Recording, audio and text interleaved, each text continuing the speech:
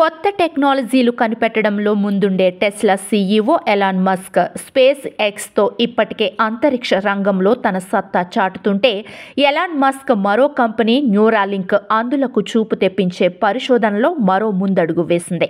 Brain chip startup company అయిన Neuralink పుట్టుకతో అందులైన వారికి సైతం చూపును తెప్పించే పరికరాన్ని రూపకల్పన చేసింది. పరిశోధనలో భాగంగా న్యూరాలింక్ తయారు చేసిన చిప్ అందులకు అమర్చేందుకు United States Food and Drug Administration అనుమతి లభించింది. న్యూరాలింక్ రూపొందించిన బ్లైండ్ సైట్ పరికరంతో అందులు ప్రపంచాన్ని చూడడానికి సహాయపడుతుంది.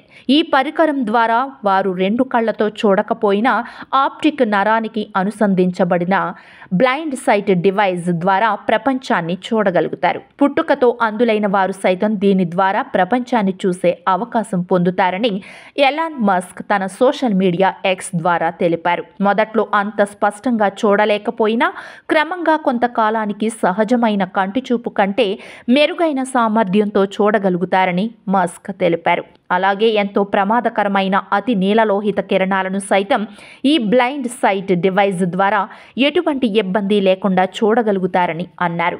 ఇప్పటికే మానవ మెదడులో ఎలక్ట్రానిక్ చిప్ అమర్చి అనుకున్న ఫలితాలు సాధించడంలో ముందున్న న్యూరాలింక్ ఇకపై రానున్న ఈ బ్లైండ్ సైట్ డివైస్ ఇంకెన్ని అద్భుతాలు సృష్టిస్తుందోనని ప్రపంచం ఎదురుచూస్తోంది.